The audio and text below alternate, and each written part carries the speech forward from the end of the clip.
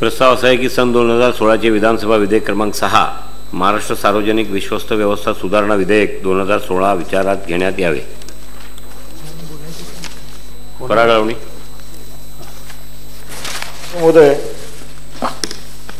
खूप चांगले या विधेयकाच्या माध्यमातून दोन महत्त्वपूर्ण बदल हे सुचवलेले आहेत अध्यक्ष महोदय, आणि मी माननीय मंत्री महोदयांचं यासाठी अभिनंदन करतो. अध्यक्ष महोदय, 36A याच्यामध्ये एक प्रोविजो परंतु आपण वाढवतोय आणि 22(3)A असा सुद्धा एक पोट कलम आपण वाढवतो. या निमित्ताने अध्यक्ष महोदय, फक्त या निमित्ताने एक 2-3 गोष्टी हे आपल्या माध्यमातून माननीय मंत्री महोदयांकडे मांडायची इच्छा आहे. अध्यक्ष महोदय, 36A मध्ये आपण एक परंतु काढला की जसं माननीय मंत्री महोदयांनी सांगितलं की परवानग्या मिळायला विलंब होतो आणि त्यामुळे तो विलंब होऊ नये यासाठी 15 दिवसांची मुदत दिलेली आहे. अध्यक्ष महोदय, मुळात अशा पद्धतीचा प्रोविजो ॲड करायला का लागतं याचा कधीतरी प्रशासनामध्ये सुद्धा याचा विचार होण्याची आवश्यकता आहे. जर का ओरिजिनल सेक्शनमध्ये ह्याची तरतूद आहे की एखाद्या ट्रस्टच्या प्रॉपर्टी मॉर्गेज ठेवून त्याच्यावर लोन हे चॅरिटी कमिशनरची परवानगी न घेता करण्यात येऊ नये असं जेव्हा कायदा सांगतो त्याचाच अर्थ कायद्याला अभिप्रेत आहे की परवानगी मिळाली पाहिजे. परवानगी घेऊन एखादी गोष्ट करायची याचा अर्थ काय की परवानगी दिली सुद्धा पाहिजे. अध्यक्ष महोदय, परवानग्या मिळत नाहीत. या ठिकाणी आपण प्रोविजो आणला की ही परवानगी 15 दिवसाच्या आत देण्यात यावी, परंतु हे गृहीतच नाही का की परवानगी जिथे मी मागितली पाहिजे तिकडे मला परवानगी मिळाली पाहिजे. एकूणच प्रशासनाने या गोष्टींचा विचार करण्याची आवश्यकता आहे. फक्त अध्यक्ष महोदय, आता माननीय मंत्री महोदयांनी त्यांच्या वक्तव्यामध्ये हे क्लिअर केलं की 15 दिवसांच्या आत ही परवानगी दिली पाहिजे, परंतु आपण जर का काय प्रोविजो तुम्ही लिहिलेला आहे तो जर का वाचला तर provided that the charity commissioner or the joint commissioner as the case may be shall decide the application for borrowing money from the bank or financial institution forthwith. shall म्हटलंय त्यामुळे चांगली गोष्ट आहे, परंतु पुढे असं लिहिलंय and preferably within a period of 15 days. आता अध्यक्ष महोदय, प्रिफरेबली विदिन 15 days म्हणजे काय, आणि जर का 15 दिवसात नाही केलं तर जबाबदारी कोणाची. आणि त्यामुळे अध्यक्ष महोदय,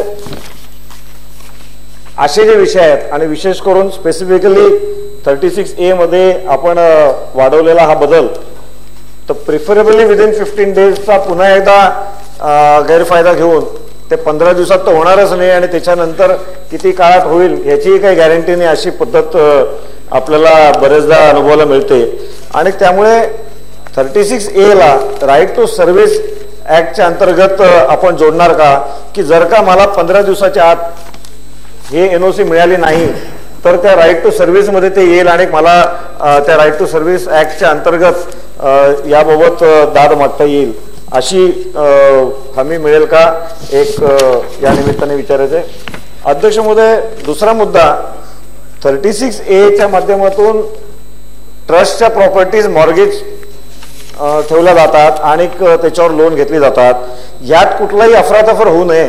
शेवटी ट्रस्टची प्रॉपर्टी म्हणजे काय, त्या ट्रस्टीजची प्रॉपर्टी ती नसते तर ती सार्वजनिक ते प्रॉपर्टी आहे आणि त्यामुळे अशा पद्धतीच्या सार्वजनिक मालमत्तेचा गैरवापर होऊ नये यासाठी अध्यक्ष महोदय ही तरतूद आहे.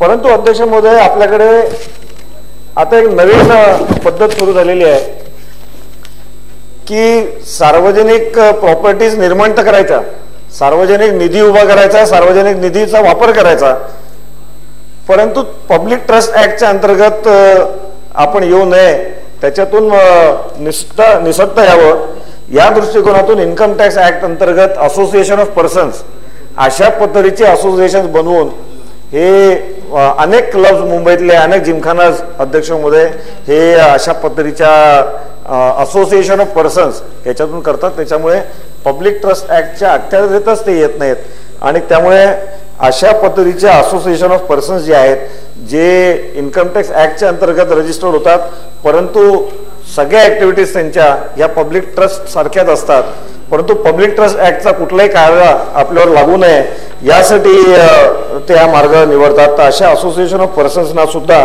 चॅरिटी कमिशनर आणि पब्लिक ट्रस्ट ऍक्टच्या अंतर्गत आपण आणणार का हा एक मुद्दा आणखीन एक माननीय मंत्री महोदयांनी त्याचा विचार करावा. अध्यक्ष महोदय, दुसरा बदल हा 22(3)A असा एक नवीन पोटकलम आपण प्रस्तावलेला आहे. मुळात अध्यक्ष महोदय जसं माननीय मंत्री महोदयांनी सांगितलं की कलम 22 हा चेंज च्या संदर्भातला आहे. अनेक संस्थांना जर का त्यांचं काम पूर्ण झालं असं वाटत असेल किंवा याच्या पुढे संस्था बंद करावीसारखी वाटत असतील तर ते अर्ज करतात आणि तो चेंज रिपोर्ट तयार केला जातो. बरेचदा संस्था असा चेंज अर्ज करतच नाहीत आणि अशा हजारो संस्था या डिफंक्ट आहेत आणि अशा डिफंक्ट असलेल्या संस्थांना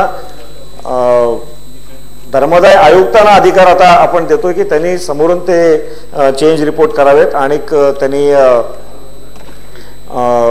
स्वतःहून ही कारवाई करावी. अध्यक्ष महोदय, फक्त या निमित्ताने मला आपल्या माध्यमातून हा विषय मांडायचा आहे. अध्यक्ष महोदय, एकतर केवळ कायद्यात तरतूद असून उपयोग होत नाही. शेकडो अर्ज मध्यंतरी असे होते अध्यक्ष महोदय की संस्थांनी अर्ज केला परंतु चेंज रिपोर्ट तयारच झाले नाहीत आणि हे चेंज रिपोर्ट न तयार होण्याचं कारण काय अध्यक्ष महोदय, तर धर्मदाय आयुक्ताकडे असलेल्या कर्मचाऱ्यांच्या संख्येची कमी. अध्यक्ष महोदय, लॉ अँड ज्युडिशरी डिपार्टमेंट आणि त्या धर्मदाय आयुक्त डिपार्टमेंटचं कौतुकच केलं पाहिजे. मध्यंतरी सावले नावाचे कोणी धर्मदाय आयुक्त होते, त्यांनी लॉ कॉलेजच्या विद्यार्थ्यांकडून हे चेंज रिपोर्ट बनवून घेतले अध्यक्ष महोदय आणि शेकडो असे अर्ज त्यांनी निकालात लावले.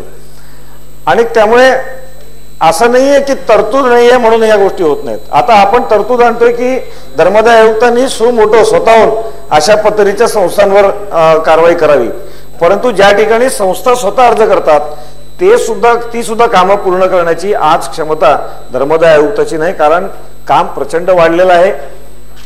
गेल्या काही वर्षांमध्ये या संस्थांची संख्या ही अनेक पटीने वाढलेली आहे, परंतु स्टाफ अजूनही अध्यक्ष महोदय तसाच आहे. आणि त्यामुळे एका बाजूने अशा पद्धतीच्या धर्मदाय संस्थांचं मॅनेजमेंट नीट व्हावं यासाठी वेळोवेळी आपण कायद्यांमध्ये तरतूद करण्याची आवश्यकता आहे, कायद्यांमध्ये बदल करण्याची आवश्यकता आहे, परंतु त्याचबरोबरीने अशा सगळ्या संस्थांचं व्यवस्थित मॅनेजमेंट व्हावं यासाठी धर्मदाय आयुक्ताने जे लक्ष द्यायचं आहे ते लक्ष देण्यासाठी त्यांच्याकडे पुरेसा स्टाफ सुद्धा असण्याची आवश्यकता अध्यक्ष महोदय. आणि त्यामुळे आपल्या माध्यमातून माननीय मंत्री महोदयांकडे मी हीच विनंती करणार आहे. अध्यक्ष महोदय, अनेक प्रश्न धर्मदाय आयुक्तामध्ये काम करणाऱ्या स्टाफचे आहेत अध्यक्ष महोदय. म्हणजे दिवस बदलत गेले, आपले बजेट वाढत गेली, बजेटची अमाऊंट वाढत गेल्या, परंतु आज सुद्धा धर्मदाय आयुक्तांना एखादं काम करायचं असेल तर त्यांच्याकडे अधिकार किती रुपयांचे आहेत अध्यक्ष महोदय?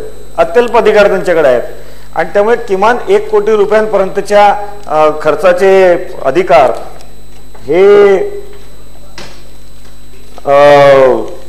अशा पद्धतीचे अधिकार हे धर्मदाय आयुक्तांना मिळाले पाहिजेत. विभागीय कार्यालयाच्या लेवलला सुद्धा कमीत कमी 10 लाख रुपयांचे तर अधिकार मिळाले पाहिजेत. अध्यक्ष महोदय, मध्यंतरी ठाण्याच्या धर्मदाय आयुक्ताच्या कार्यालयाला आग लागली, त्या ठिकाणी नवीन कार्यालय असावं याची प्रोव्हिजन आहे. आपल्याकडे निधी आहे, परंतु तो वापरायचा कोण आहे, तो वापरण्यासाठीचे अधिकार जे असले पाहिजेत ते अधिकार नाहीत. अशा पद्धतीच्या अनेक अडचणी अध्यक्ष महोदय धर्मदाय आयुक्ताला सुद्धा आहेत. त्याचा विचार शासनाने करण्याची आवश्यकता आहे. अध्यक्ष महोदय, अनेक ठिकाणी महाराष्ट्रातल्या अनेक जिल्ह्यांमध्ये धर्मदाय आयुक्तांच्या कार्यालयामध्ये अगदी साध्या बेसिक मूलभूत सुविधा सुद्धा नाहीत अध्यक्ष महोदय. म्हणजे महिलांसाठी तर स्वच्छतागृह नाहीत अशी अनेक कार्यालय आपल्याकडे आहेत. आता संस्थांनी चांगलं काम केलं पाहिजे यासाठी ज्यांनी देखरेख करायची त्यांना जर का आपण वर्किंग कंडिशन्स चांगले देणार नसू तर अध्यक्ष महोदय याचा सुद्धा कामावर परिणाम होत असतो आणि त्यामुळे कायद्यांच्या तरतुदींच्या सोबत अशा पद्धतीच्या सुविधांची सुद्धा विचार हा या निमित्ताने केला पाहिजे असं मी आपल्याकडे मागणी करतो. अध्यक्ष महोदय, मध्यंतरी आपण धर्मादाय आयुक्तामधील कर्मचाऱ्यांच्या नेमणुकीच्या संदर्भामध्ये काही अधिसूचना काढल्या. अनेक तफावती याच्यामध्ये अध्यक्ष महोदय आणि त्यामुळे धर्मादाय आयुक्तालयामध्ये पुरेसा स्टाफ मिळत सुद्धा नाही. अनेकदा जेव्हा परीक्षा घेतात तेव्हा सुद्धा पुरेशी मंडळी त्यांना मिळत नाही. अध्यक्ष महोदय, एखादं पद आहे ज्युनियर क्लार्क हायकोर्टामध्ये ज्युनियर क्लार्क जर का नेमायचा असेल तर त्याची क्वालिफिकेशन 10वी आहे, परंतु धर्मादाय आयुक्तालयामध्ये जर का ज्युनियर क्लार्क नेमायचं असेल तर त्याच्यासाठी एलिजिबिलिटी आहे डिग्री. अनेक हायकोर्टामधल्या ज्युनियर क्लार्कचा पगार जास्ती आहे, धर्मादाय आयुक्तालयामधल्या ज्युनियर क्लार्कचा पगार कमी. अशा पद्धतीची तफावत आहे. ज्युनियर क्लार्कला आहे, क्लार्कला आहे, अकाउंटंटला आहे, हे सुपरिटेंडंटला आहे. प्रत्येक लेवलला या पद्धतीच्या तफावती आहेत. अध्यक्ष महोदय, मला असं वाटतं की प्रशासनातील कर्मचारी आणि अधिकाऱ्यांकडून अधिक चांगल्या पद्धतीने काम करण्यासाठी त्यांच्या सुविधांकडे सुद्धा कधीतरी बघण्याची आवश्यकता आहे. अध्यक्ष महोदय, अनेक ठिकाणी शासकीय निमशासकीय कार्यालयांमध्ये आज अशी परिस्थिती आहे की वर्षानुवर्ष एखादी व्यक्ती त्या संस्थेमध्ये त्या प्राधिकरणामध्ये काम करते, नोकरी करते, अनुभव घेते, परंतु 20-20, 25-25 वर्ष काम करायचं, मात्र प्रमोशनचे अशा पद्धतीचे नियम बनतात की त्यामुळे MPSCतून बाहेरून कोणतरी येणार, तो नव्याने येणार, तो नव्याने येऊन शिकणार, परंतु 20-20, 25-25 वर्ष काम करणारा कर्मचारी वृंदाची मात्र प्रमोशन्स होत नाहीत. स्टॅग्नन्सी जर का आयुष्यामध्ये आली अध्यक्ष महोदय तर पुन्हा एकदा त्याचा सुद्धा परिणाम हा एफिशियन्सीवर होतो.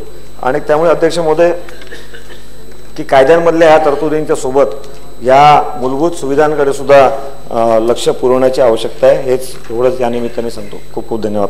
आशिष शेलार.